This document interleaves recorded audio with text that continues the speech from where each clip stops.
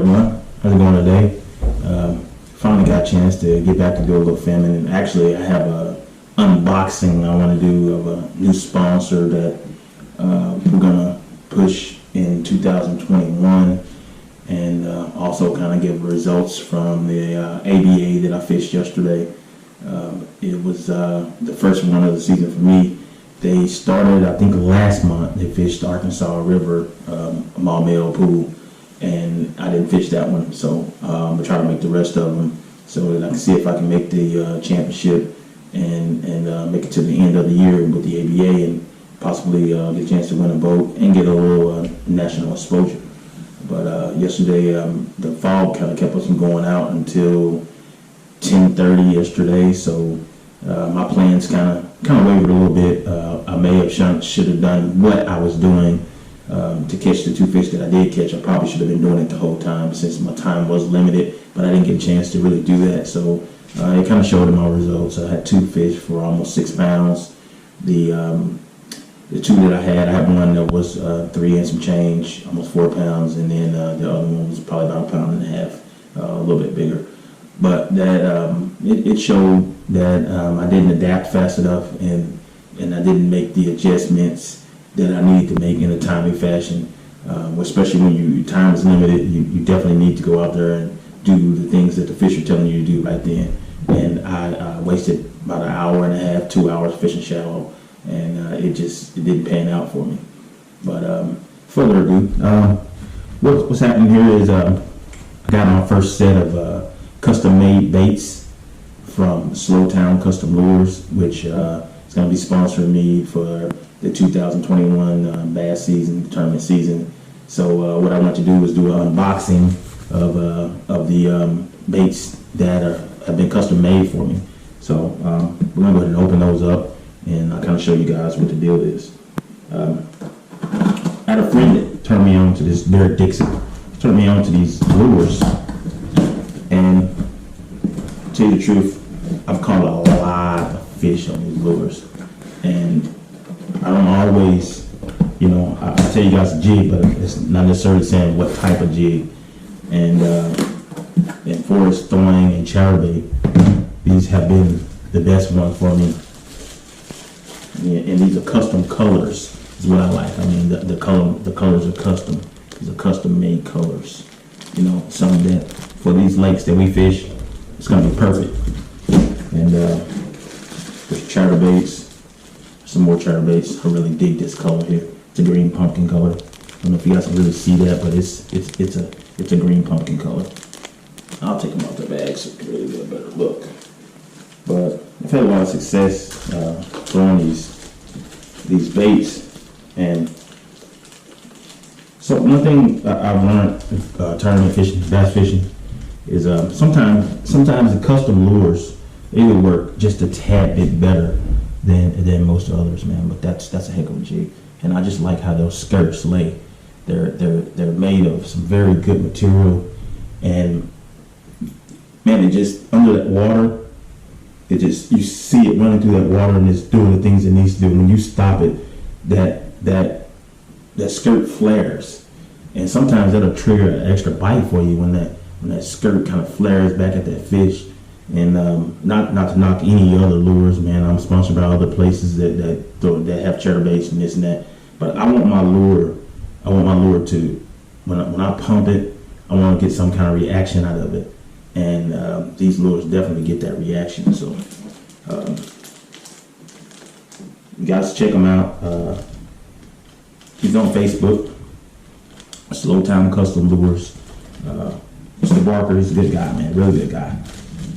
And this is another color. These are they're just jigs, man. And I mean, gosh, look at that color. Look at that color. That's a purple with a green pumpkin. And I like this 1/2 ounce structure head. When you're throwing it in that brush, or even on rocks, you don't want your bait constantly getting hung up. You don't have to go through that. And I throw a football jig a lot, especially in brush piles. Seem to come through the brush piles a lot better. There's the football jig, same color. It's awesome. It's really awesome. Gosh, man, Steven Barker's a very good guy, man. I mean, I pump his baits because they work for me. Some may not work for some other people, you know. But you got to be comfortable. You definitely got to be comfortable on the water, and I'm very comfortable throwing the lures that I'm throwing. It's another really fine color there. It's kind of a green pumpkin with some orange in it, like that. I actually had those in half-ounce structural jigs, and also in the football jigs.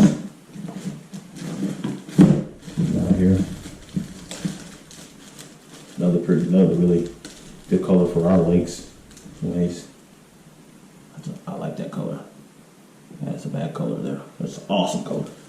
So, that's just a few. I got some more comments. It's just a few. I kind of worked on the colors that I needed, and that's what we went with. But like I said, a lot of times on the lakes that I fish the most, and the lakes that I'm fishing the most now is you got Lake Hamilton, and I'm there a lot. I mean, typically once or twice a week, maybe more. I fish a lot of tournaments there. It seems like I fished a tournament there every month for the last year. So I got Hamilton, I got DeGray, I got Ouachita, and the Arkansas River, and Dardanelle, which I haven't fished in maybe a year or so. But I'm looking to get up there next year and be able to, at least catch a limit of fish, I hope. And then another clear lake we'll be going to is Greers Ferry. So, these lures will play a significant, part of what I need to do up there to catch them. Because I felt over the last year, and I tell most people I've fished from October to October, and these jigs have played a really significant part in me catching fish. And I went through a phase also too where I wasn't catching them. I wouldn't put them in the boat. I was getting bit, but not putting them in the boat. A lot of that had to do with the type of line I was throwing and the type of lures I was throwing.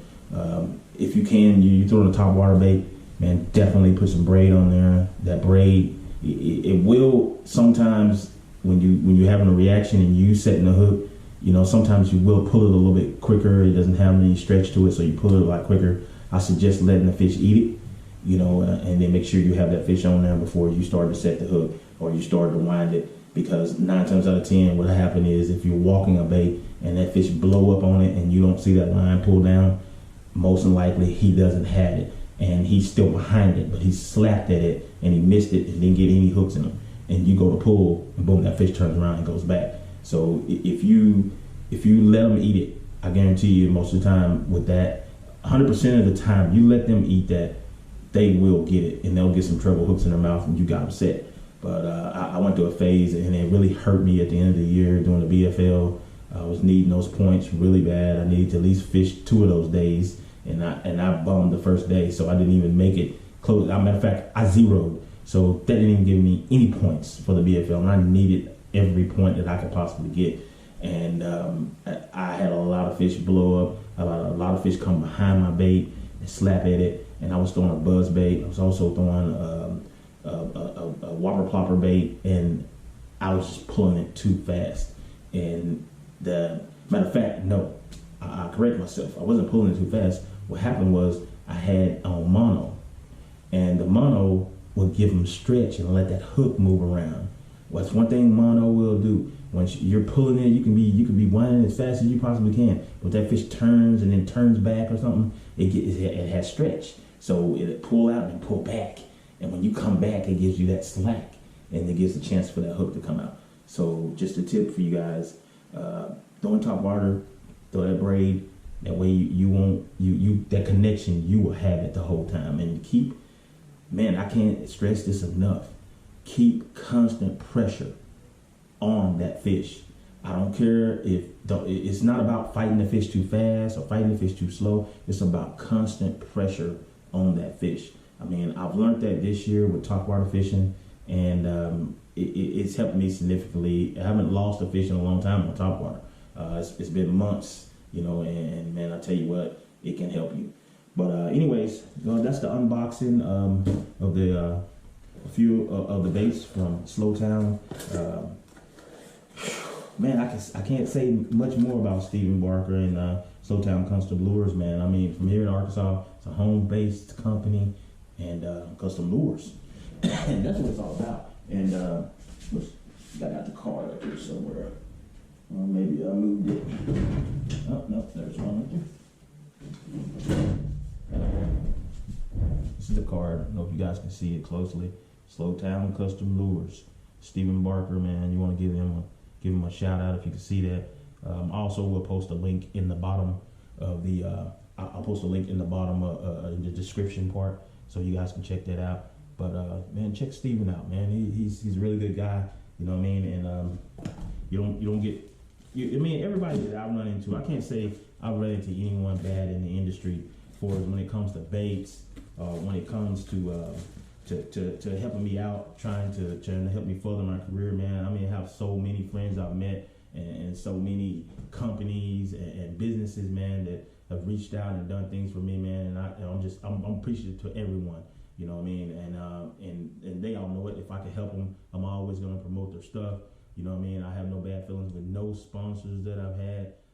Man, everybody has been super nice to me, man. This 6-7 years that I've had in the industry. So, you know, like I said, I don't have any bad blood with anyone. But you know, as with anything, man, you got to move up and move on. You got to try to, you know, do the things that's gonna help you. You know, and for me, man, going into the 2021 season, I still have most of my sponsors that I had before. But with COVID, you know, I may be losing a few or something, you know.